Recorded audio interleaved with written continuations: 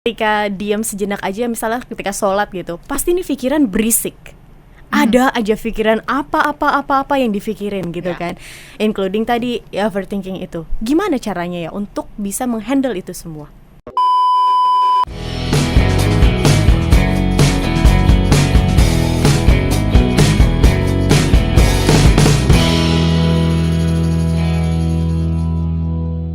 Oke, how? Bagaimana caranya untuk menghadapi, menghandle overthinking ini? Karena kan kita kadang-kadang nggak bisa menghandle itu ya. Karena kalau misalnya diam aja nih, aku pernah diajak gitu untuk diam sejenak gitu, meditasi kan. Ketika diam sejenak aja, misalnya ketika sholat gitu, pasti nih pikiran berisik. Ada aja pikiran apa yang dipikirin gitu kan. Including tadi overthinking itu. Gimana caranya ya untuk bisa menghandle itu semua? Oke, kalau misalnya sedapat aku dari talk show juga, ini ada salah satu konsep NLP, aku lupa namanya.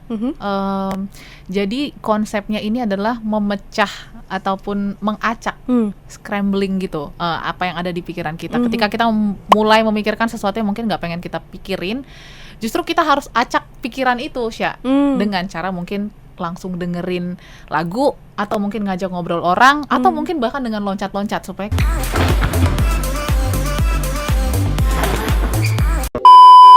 kita mendistract pemikiran itu. Itu salah satu. Berarti ada sebuah action yang dilakukan ya? Karena kan kadang gitu ya, kayak misalnya, aduh udah deh stop deh mikirin ini, tapi nggak bisa gitu, karena kita nggak melakukan sesuatu lain yang bisa mendistract pikiran itu. Jadi kita harus cari sesuatu yang bisa mendistract. Dan juga kalau misalnya kita overthinking dengan memutuskan pilihan, itu juga kita harus bisa menyiapkan deadline.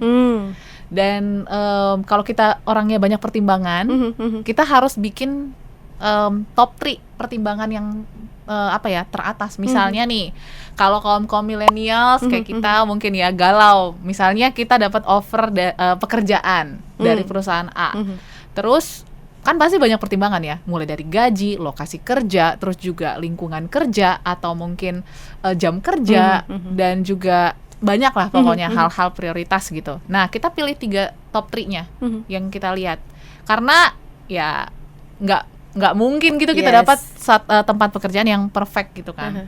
Jadi kita pilih 3 yang mungkin terpenting. Misalnya 1 gaji, 2 jabatan, 3 lokasi misalnya. Jadi 3 itu yang dilihat. Jadi yang terakhir ya yang lain sisanya itu yaitu uncontrollable lah.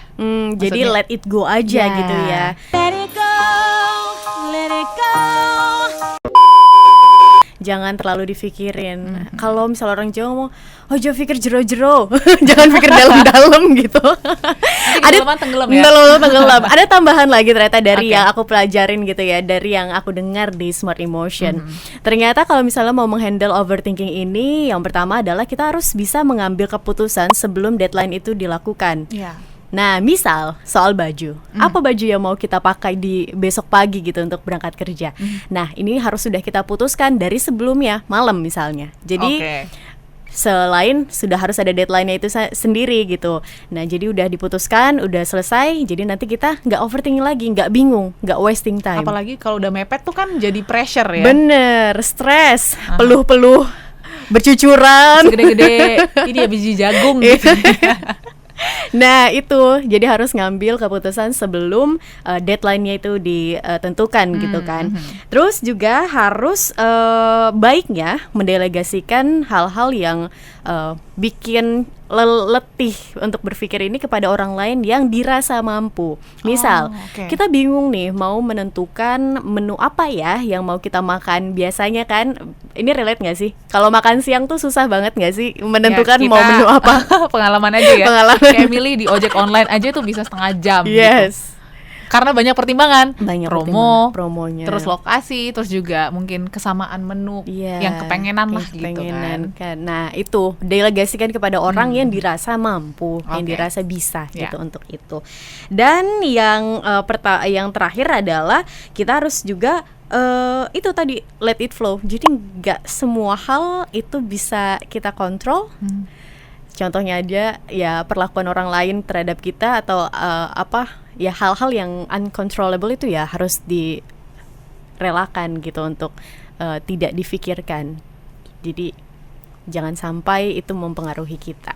Itu sih hal-hal yang bisa dilakukan. Dan kalau aku sendiri ya, untuk menghadapi overthinking itu ya tadi menulis. Ketika udah ada sebuah pikiran-pikiran yang ntar gini, oh yaudah aku tulis, aku write down gitu di kertas.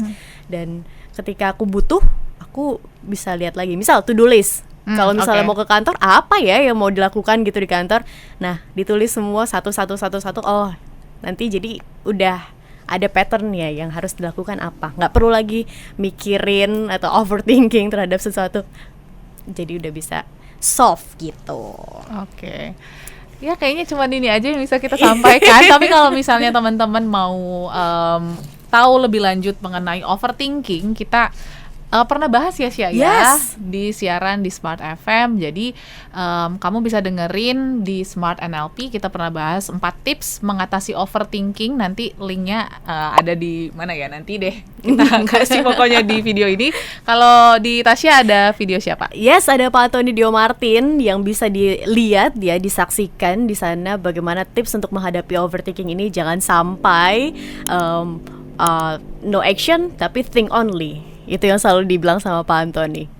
Nah, berpikir itu memang penting ya, tapi tidak dengan overthinking. Sampai jumpa di episode berikutnya. Bye-bye.